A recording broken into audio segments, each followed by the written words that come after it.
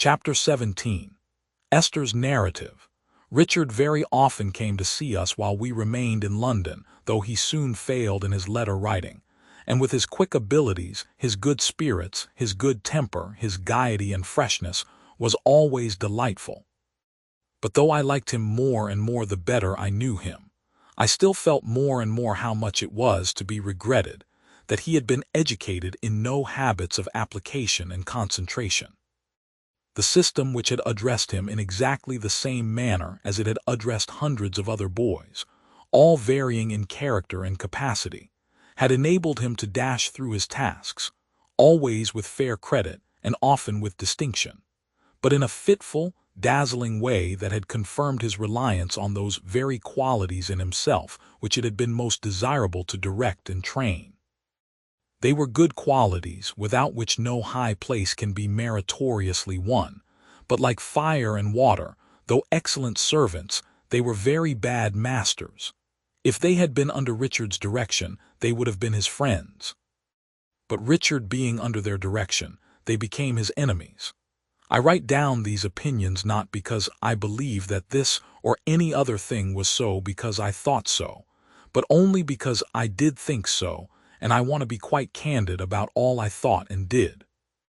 These were my thoughts about Richard. I thought I often observed besides how right my guardian was in what he had said, and that the uncertainties and delays of the Chancery suit had imparted to his nature something of the careless spirit of a gamester who felt that he was part of a great gaming system. Mr. and Mrs. Bayham Badger coming one afternoon when my guardian was not at home, in the course of conversation I naturally inquired after Richard. "Why, Mr. Carstone," said Mrs. Badger is very well and is, I assure you, a great acquisition to our society. Captain Swosser used to say of me that I was always better than land ahead, and a breeze astarn to the midshipmen's mess, when the purser's junk had become as tough as the fore-topsail weather earrings. It was his naval way of mentioning generally that I was an acquisition to any society. I may render the same tribute, I am sure, to Mr. Carstone, but you won't think me premature if I mention it. I said no as Mrs. Badger's insinuating tone seemed to require such an answer. "Nor Miss Clare," said Mrs. Bayham Badger sweetly. Ada said no too and looked uneasy. "Why, you see, my dears," said Mrs. Badger, you'll excuse me calling you my dears. We entreated Mrs. Badger not to mention it. "Because you really are, if I may take the liberty of saying so," pursued Mrs. Badger, "so perfectly charming. You see, my dears, that although I am still young, or Mr. Bayham Badger pays me the compliment of saying so." "No," Mr. Badger called out like someone contradicting at a public meeting, "not at all." "Very well," smiled Mrs. Badger, "we will say still young." "Undoubtedly," said Mr. Badger.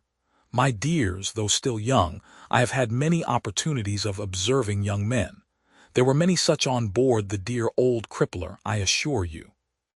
After that, when I was with Captain Swosser in the Mediterranean, I embraced every opportunity of knowing and befriending the midshipmen under Captain Swosser's command. You never heard them called the young gentlemen, my dears, and probably would not understand allusions to their pipe-claying their weekly accounts, but it is otherwise with me, for blue water has been a second home to me, and I have been quite a sailor.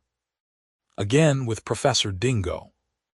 "A man of European reputation," murmured Mr. Badger. "When I lost my dear first and became the wife of my dear second," said Mrs. Badger, speaking of her former husbands as if they were parts of a charade, "I still enjoyed opportunities of observing youth." The class attendant on Professor Dingo's lectures was a large one, and it became my pride, as the wife of an eminent scientific man seeking herself in science the utmost consolation it could impart, to throw our house open to the students as a kind of scientific exchange. Every Tuesday evening there was lemonade and a mixed biscuit for all who chose to partake of those refreshments, and there was science to an unlimited extent. "Remarkable assemblies those, Miss Summerson," said Mr. Badger reverentially. There must have been great intellectual friction going on there under the auspices of such a man. And now, pursued Mrs. Badger, now that I am the wife of my dear third Mr. Badger, I still pursue those habits of observation which were formed during the lifetime of Captain Swosser, and adapted to new and unexpected purposes during the lifetime of Professor Dingo. I therefore have not come to the consideration of Mr. Carstone as a neophyte, and yet I am very much of the opinion, my dears, that he has not chosen his profession advisedly. Ada looked so very anxious now that I asked Mrs. Badger on what she founded her supposition. "My dear Miss Summerson," she replied, "on Mr. Carstone's character and conduct. He is of such a very easy disposition that probably he would never think it worth while to mention how he really feels, but he feels languid about the profession. He has not that positive interest in it which makes it his vocation. If he has any decided impression in reference to it, I should say it was that it is a tiresome pursuit. Now, this is not promising. Young men like Mr. Alan Woodcourt, who take it from a strong interest in all that it can do, will find some reward in it, through a great deal of work for a very little money, and through years of considerable endurance and disappointment. But I am quite convinced that this would never be the case with Mr. Carstone." "Does Mr. Badger think so too?" asked Ada timidly. "Why," said Mr. Badger, "to tell the truth, Miss Clare, this view of the matter had not occurred to me until Mrs. Badger mentioned it.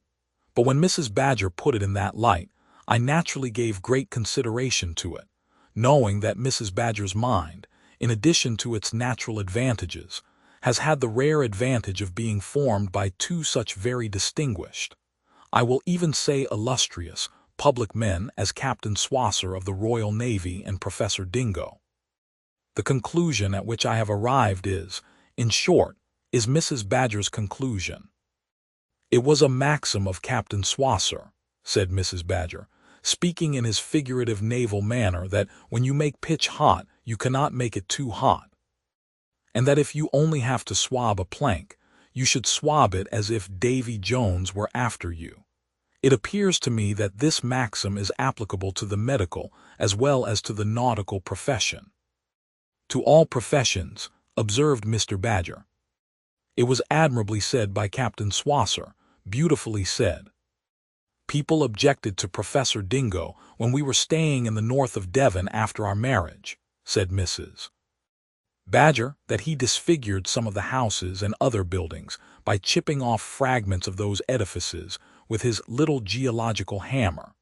But the professor replied that he knew of no building save the Temple of Science. The principle is the same, I think." "Precisely the same," said Mr. Badger. "Finely expressed. The professor made the same remark, Miss Summerson, in his last illness, when, his mind wandering, he insisted on keeping his little hammer under the pillow and chipping at the countenances of the attendants. The ruling passion." Although we could have dispensed with the length at which Mr. and Mrs. Badger pursued the conversation, we both felt that it was disinterested in them to express the opinion they had communicated to us, and that there was a great probability of its being sound. We agreed to say nothing to Mr. Jarndyce until we had spoken to Richard, and as he was coming next evening, we resolved to have a very serious talk with him. So after he had been a little while with Ada, I went in and found my darling, as I knew she would be, prepared to consider him thoroughly right in whatever he said. "And how do you get on, Richard?" said I. I always sat down on the other side of him. He made quite a sister of me. "Oh, well enough," said Richard. "He can't say better than that, Esther, can he?" cried my pet triumphantly. I tried to look at my pet in the wisest manner, but of course I couldn't. "Well enough," I repeated. "Yes," said Richard, "well enough. It's rather jog-trotty and humdrum, but it'll do as well as anything else." "Oh, my dear Richard," I remonstrated. "What's the matter?" said Richard. "Do as well as anything else." "I don't think there's any harm in that, Dame Durden," said Ada, looking so confidingly at me across him. "Because if it will do as well as anything else, It will do very well, I hope." "Oh yes, I hope so," returned Richard, carelessly tossing his hair from his forehead. "After all, it may be only a kind of probation till our suit is. I forgot, though. I am not to mention the suit. Forbidden ground. Oh yes, it's all right enough. Let us talk about something else." Ada would have done so willingly, and with a full persuasion that we had brought the question to a most satisfactory state. But I thought it would be useless to stop there, so I began again. "No, but Richard," said I, "and my dear Ada, consider how important it is to you both, and what a point of honor it is towards your cousin, that you, Richard, should be quite in earnest without any reservation. I think we had better talk about this, really, Ada. It will be too late very soon." "Oh yes, we must talk about it," said Ada, "but I think Richard is right.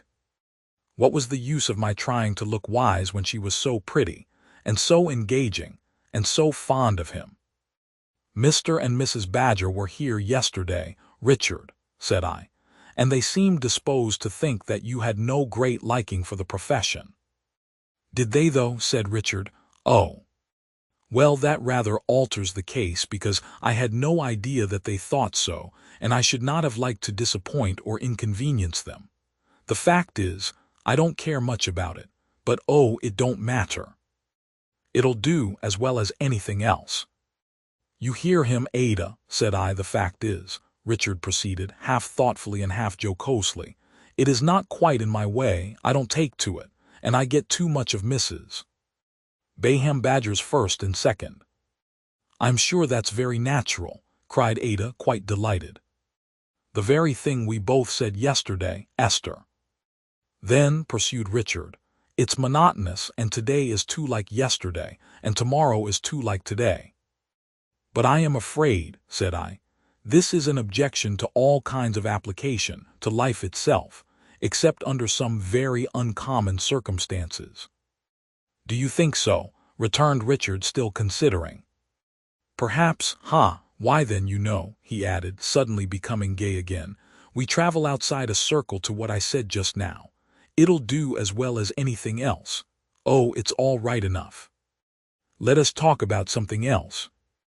But even Ada, with her loving face, and if it had seemed innocent and trusting when I first saw it in that memorable November fog, how much more did it seem now when I knew her innocent and trusting heart? Even Ada shook her head at this and looked serious. So I thought it a good opportunity to hint to Richard that if he were sometimes a little careless of himself, I was very sure he never meant to be careless of Ada, and that it was a part of his affectionate consideration for her not to slight the importance of a step that might influence both their lives. This made him almost grave.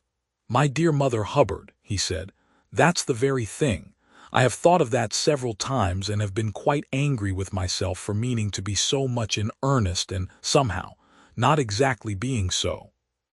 I don't know how it is. I seem to want something or other to stand by. Even you have no idea how fond I am of Ada, my darling cousin. I love you so much.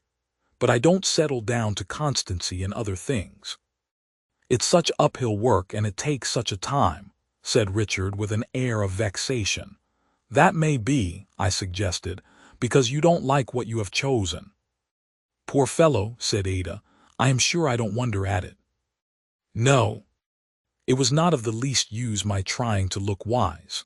I tried again, but how could I do it, or how could it have any effect if I could, while Ada rested her clasped hands upon his shoulder, and while he looked at her tender blue eyes, and while they looked at him? "You see, my precious girl," said Richard, passing her golden curls through and through his hand, "I was a little hasty perhaps, or I misunderstood my own inclinations perhaps. They don't seem to lie in that direction. I couldn't tell till I tried. Now the question is whether it's worth while to undo all that has been done. It seems like making a great disturbance about nothing particular." "My dear Richard," said I, "how can you say about nothing particular?" "I don't mean absolutely that," he returned. "I mean that it may be nothing particular because I may never want it." Both Ada and I urged in reply not only that it was decidedly worth while to undo what had been done, but that it must be undone. I then asked Richard whether he had thought of any more congenial pursuit. "There, my dear Mrs. Shipton," said Richard, "you touch me home. Yes, I have. I have been thinking that the law is the boy for me." "The law," repeated Ada as if she were afraid of the name. "If I went into Kenge's office," said Richard, "and if I were placed under articles to Kenge, I should have my eye on the forbidden ground, and should be able to study it and master it, and to satisfy myself that it was not neglected and was being properly conducted. I should be able to look after Ada's interests and my own interests, the same thing, and I should peg away at Blackstone and all those fellows with the most tremendous ardor." I was not by any means so sure of that, and I saw how his hankering after the vague things yet to come of those long-deferred hopes cast a shade on Ada's face. But I thought it best to encourage him in any project of continuous exertion, and only advised him to be quite sure that his mind was made up now. "My dear Minerva," said Richard, "I am as steady as you are. I made a mistake. We are all liable to mistakes. I won't do so any more, and I'll become such a lawyer as is not often seen. That is, you know," said Richard, relapsing into doubt, "if it really is worthwhile, after all, to make such a disturbance about nothing particular." This led to our saying again, with a great deal of gravity, all that we had said already, and to our coming to much the same conclusion afterwards. But we so strongly advised Richard to be frank and open with Mr. Jarndyce, without a moment's delay, and his disposition was naturally so opposed to concealment that he sought him out at once, taking us with him, and made a full avowal. "Rick," said my guardian after hearing him attentively, "we can retreat with honor, and we will. But we must be careful, for our cousin's sake, Rick, for our cousin's sake, that we make no more such mistakes. Therefore, in the matter of the law, we will have a good trial before we decide. We will look before we leap, and take plenty of time about it." Richard's energy was of such an impatient and fitful kind that he would have liked nothing better than to have gone to Mr. Kenge's office in that hour, and to have entered into articles with him on the spot. Submitting, however, with a good grace to the caution that we had shown to be so necessary, he contented himself with sitting down among us in his lightest spirits, and talking as if his one unvarying purpose in life from childhood had been that one which now held possession of him. My guardian was very kind and cordial with him, but rather grave, enough so to cause Ada, when he had departed and we were going upstairs to bed, to say, "Cousin John, I hope you don't think the worse of Richard." "No, my love," said he, because it was very natural that Richard should be mistaken in such a difficult case. "It is not uncommon." "No, no, my love," said he, "don't look unhappy." "Oh, I am not unhappy, Cousin John," said Ada, smiling cheerfully with her hand upon his shoulder, where she had put it in bidding him good night. "But I should be a little so if you thought at all the worse of Richard." "My dear," said Mr. Jarndyce, "I should think the worse of him only if you were ever in the least unhappy through his means. I should be more disposed to quarrel with myself even then than with poor Rick, for I brought you together. But tut, all this is nothing. He has time before him and the race to run. I think the worse of him, not I, my loving cousin." "And not you, I swear." "No, indeed, Cousin John," said Ada. "I am sure I could not. I am sure I would not think any ill of Richard if the whole world did. I could, and I would, think better of him then than at any other time." So quietly and honestly she said it, with her hands upon his shoulders, both hands now, and looking up into his face like the picture of truth. "I think," said my guardian, thoughtfully regarding her, "I think it must be somewhere written that the virtues of the mothers shall occasionally be visited on the children, as well as the sins of the father. Good night, my rosebud. Good night, little woman. Pleasant slumbers, happy dreams." This was the first time I ever saw him follow Ada with his eyes with something of a shadow on their benevolent expression. I well remembered the look with which he had contemplated her, and Richard when she was singing in the firelight. It was but a very little while since he had watched them passing down the room in which the sun was shining, and away into the shade. But his glance was changed, and even the silent look of confidence in me, which now followed it once more, was not quite so hopeful and untroubled as it had originally been. Ada praised Richard more to me that night than ever she had praised him yet. She went to sleep with a little bracelet he had given her clasped upon her arm. I fancied she was dreaming of him when I kissed her cheek after she had slept an hour and saw how tranquil and happy she looked. For I was so little inclined to sleep myself that night that I sat up working. It would not be worth mentioning for its own sake, but I was wakeful and rather low-spirited. I don't know why. At least I don't think I know why. At least, perhaps I do, but I don't think it matters. At any rate, I made up my mind to be so dreadfully industrious that I would leave myself not a moment's leisure to be low-spirited. For I naturally said, "Esther, you to be low-spirited, you." And it really was time to say so, for I really did see myself in the glass almost crying. "As if you had anything to make you unhappy instead of everything to make you happy, you ungrateful heart," said I. If I could have made myself go to sleep, I would have done it directly, but not being able to do that, I took out of my basket some ornamental work for our house, I mean Bleak House, that I was busy with at that time, and sat down to it with great determination. It was necessary to count all the stitches in that work, and I resolved to go on with it until I couldn't keep my eyes open, and then to go to bed. I soon found myself very busy. But I had left some silk downstairs in a work-table drawer in the temporary growlery, and coming to a stop for one of it, I took my candle and went softly down to get it.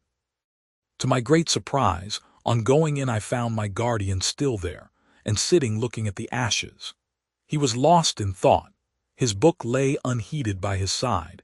His silvered iron-gray hair was scattered confusedly upon his forehead, as though his hand had been wandering among it while his thoughts were elsewhere, and his face looked worn. Almost frightened by coming upon him so unexpectedly, I stood still for a moment and should have retired without speaking had he not, in again passing his hand abstractedly through his hair, seen me and started. "Esther," I told him what I had come for. "At work so late, my dear." "I am working late tonight," said I, "because I couldn't sleep and wished to tire myself. But, dear guardian, you are late too and look weary. You have no trouble, I hope, to keep you waking." "None, little woman, that you would readily understand," said he.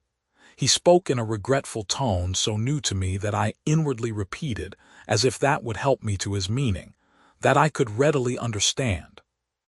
"Remain a moment, Esther," said he. "You were in my thoughts." "I hope I was not the trouble, guardian." He slightly waved his hand, and fell into his usual manner. The change was so remarkable, and he appeared to make it by dint of so much self-command, that I found myself again inwardly repeating, "None that I could understand." "Little woman," said my guardian, "I was thinking, that is, I have been thinking since I have been sitting here, that you ought to know of your own history all I know. It is very little, next to nothing." "Dear guardian," I replied, "when you spoke to me before on that subject."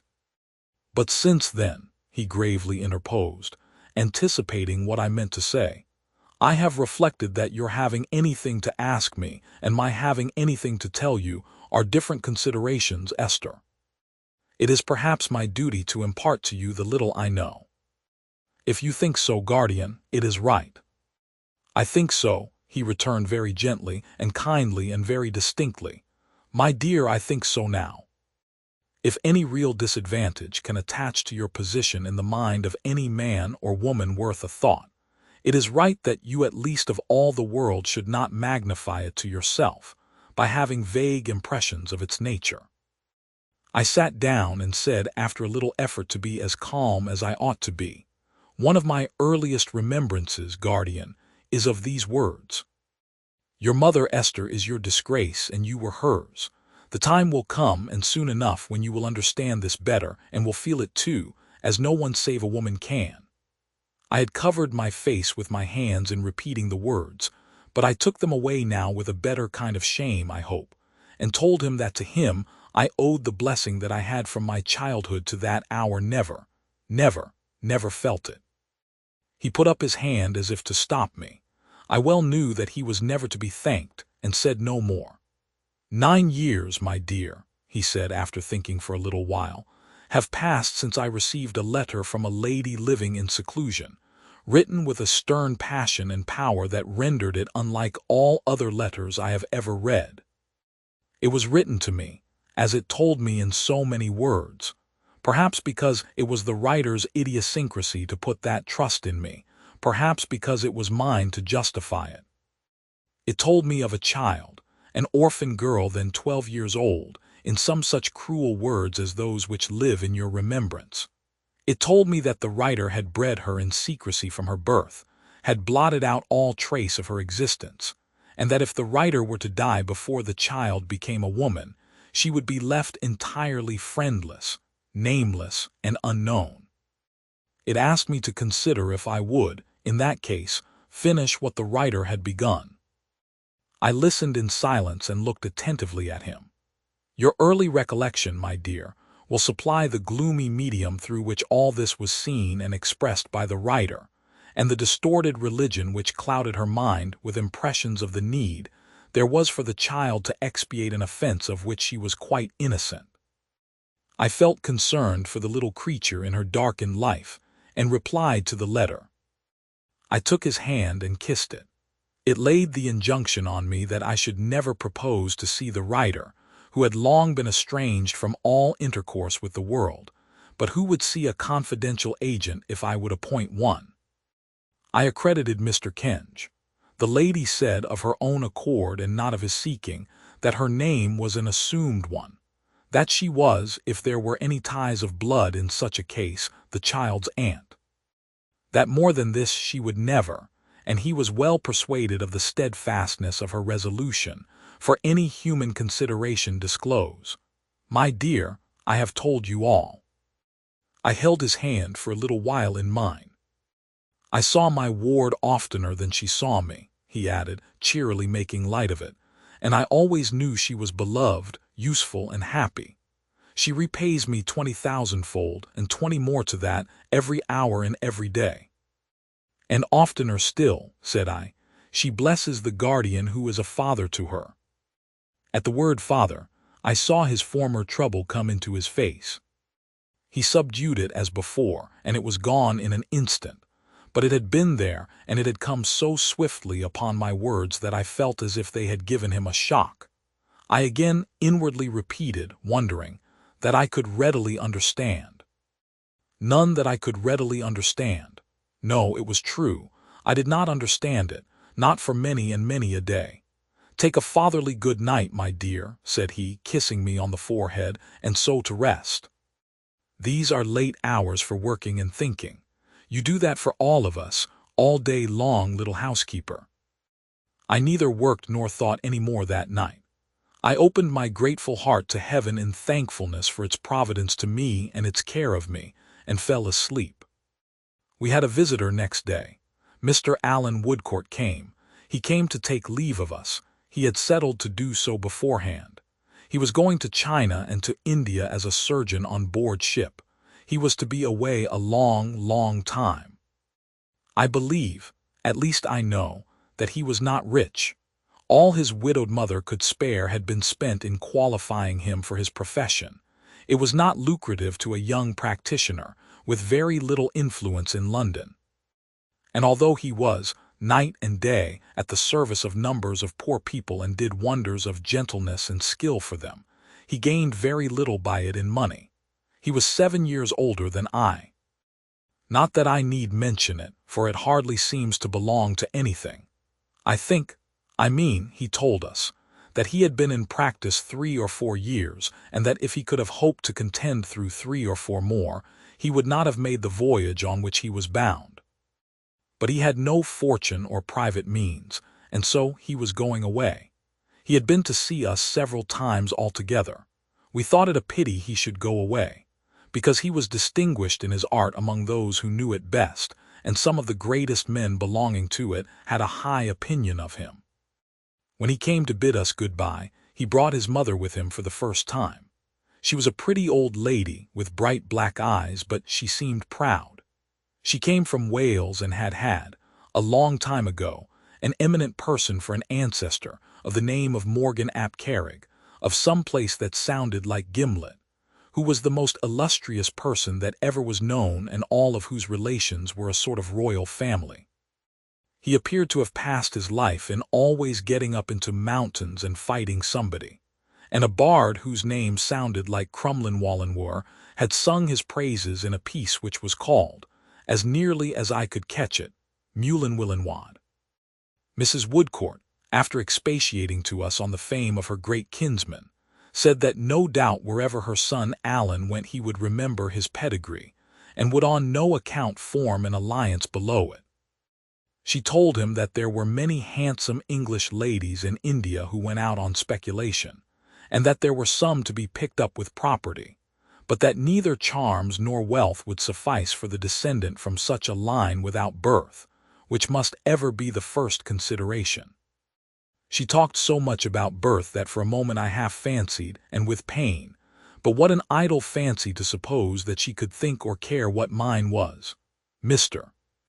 Woodcourt seemed a little distressed by her prolixity, but he was too considerate to let her see it, and contrived delicately to bring the conversation round to making his acknowledgments to my guardian for his hospitality, and for the very happy hours, he called them the very happy hours, he had passed with us.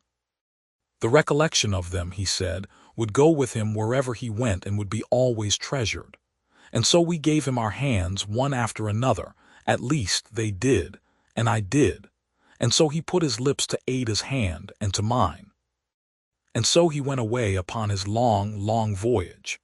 I was very busy indeed all day, and wrote directions home to the servants, and wrote notes for my guardian, and dusted his books and papers, and jingled my housekeeping keys a good deal, one way and another. I was still busy between the lights, singing and working by the window, when who should come in but Caddy, whom I had no expectation of seeing. "Why, Caddy, my dear," said I, "what beautiful flowers!" She had such an exquisite little nosegay in her hand. "Indeed, I think so, Esther," replied Caddy. "They are the loveliest I ever saw." "Prince, my dear?" said I in a whisper. "No," answered Caddy, shaking her head and holding them to me to smell. "Not Prince." "Well, to be sure, Caddy," said I. "You must have two lovers." "What, do they look like that sort of thing?" said Caddy. "Do they look like that sort of thing?" I repeated, pinching her cheek. Caddy only laughed in return, and telling me that she had come for half an hour, at the expiration of which time Prince would be waiting for her at the corner, sat chatting with me and Ada in the window, every now and then handing me the flowers again, or trying how they looked against my hair. At last, when she was going, she took me into my room and put them in my dress. "For me," said I, surprised. "For you," said Caddy with a kiss. "They were left behind by somebody." "Left behind?" "At poor Miss Flight," said Caddy. "Somebody who has been very good to her was hurrying away an hour ago to join a ship and left these flowers behind. No, no, don't take them out.